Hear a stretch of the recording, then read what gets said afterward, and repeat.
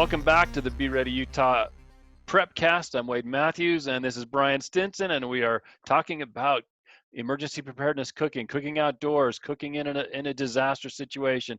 And Bryan, we're talking about campfires. Now, we're all used to this, I think. We've sat around the campfire roasting marshmallows. I know I've got my flaming marshmallows that I've eaten before, but we can do a lot of good cooking over a campfire.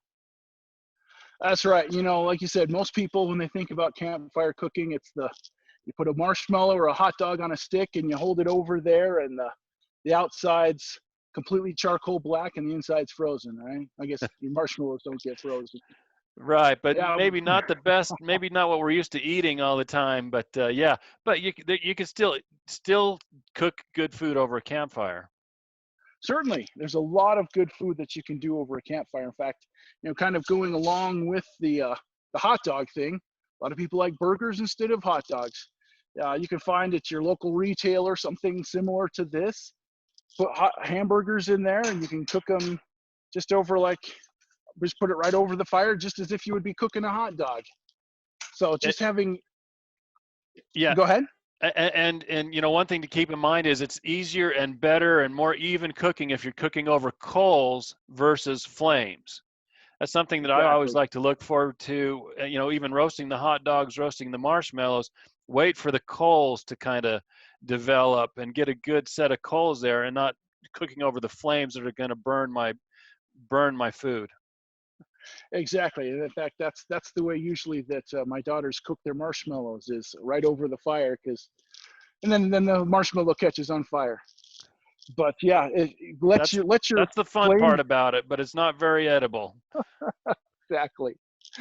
So just like Wade was saying, let the flames burn down until you've just got glowing coals. That's your very, very best cooking heat. And the same thing with your hot dogs, your marshmallow, or your hamburgers. Just hold that over there. Now, those are just some simple ways of doing cooking. The pioneers, they used Dutch ovens over the fires all the time. An easy way of doing that is you can go to your local outdoor retailer and get yourself a metal tripod like this that you can hang your Dutch oven on. It's really easy to cook any kind of liquidy thing, or I mean, of course, as we were talking about in an earlier segment, we don't actually have any fire going today, but you just be cooking right here, add your seasonings and everything. Gets the pot really hot. Just put it right back on. And so Bryan, that tripod being metal, it's safe to just set it right in the fire, or would it be on the outside of the fire ring or the inside of the fire ring, or where do you keep your tripod? It could be, depending on the size of your fire. You wouldn't use this on a massive fire. This is kind of for demonstration purposes, but it's metal, so I mean, you would have it around the outside of your fire. You don't want it necessarily in the coals. But yeah, that's a great question. And then, of course, besides all the food, and you just talked about your soup and your stew or something that you've got in that Dutch oven that's going to be delicious.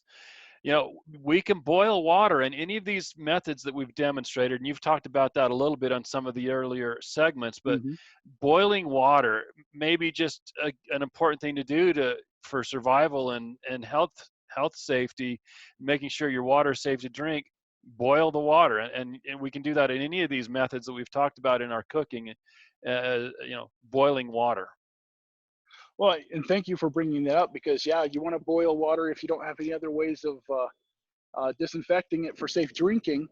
But you also might need to warm up water for doing laundry, for doing your dishes. You might need to boil water for, say, you've got to do a minor surgery. Now, I'm not talking about heart replacement, anything like that. I'm talking about, do you need to do some sutures, something like that? Put those instruments in the boiling water to sterilize them. That's another thing that you can do with that. So yeah, heat is one of those things that we need for all sorts of different kinds of things, not just preparing your bucket of beans. All right, and then the final segment coming up, we are going to talk about a heat source that you don't need anything to ignite it with, right? Yeah, one thing before we go there. Yeah, okay. I want to just go one more thing with the campfire. Another great way of cooking on a campfire is a tinfoil dinner. You just put your meal right in it, probably lay it as flat as you can, cover it all over, put that right on the coals as well. Again, not the flames, you want to do the coals. And then we've got also this grill thing. Now, if this was this is kind of a poor example because this is my backyard little fire pit. If you were using an actual campfire, this would work really well there. You can grill directly on top of this as well. We've put pots of water on there to warm them up. We've put a griddle on top of that for cooking eggs or pancakes. We've grilled corn directly on that. So, I mean, you can get yourself, again, going to your outdoor retailer, and you can cook directly on a grate like this, right over your fire. So, sorry, that was the last thing I wanted to say about this segment. Oh, that's awesome. It looks like you just used your table as a grill. So I thought that was your table too. So there you go.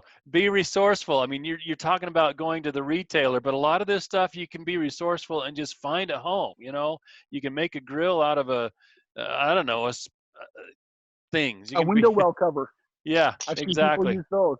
I've seen people use old shopping carts. Yeah. For those, anything that has a grate on it is something that's metal. Yeah. You could use that for cooking over. Right. Okay. An old rack out of an oven. Yeah, exactly. Yeah, if even if the oven is not old and you just don't have any power, you can pull that out and take it outside and cook on it. All right, thank you, Bryan. So as I was saying, our final segment, you don't want to miss this: how to cook without a match. You know, cooking without a fire. How can we cook without those types of things? Well, coming up, we're going to show you. We'll be right back.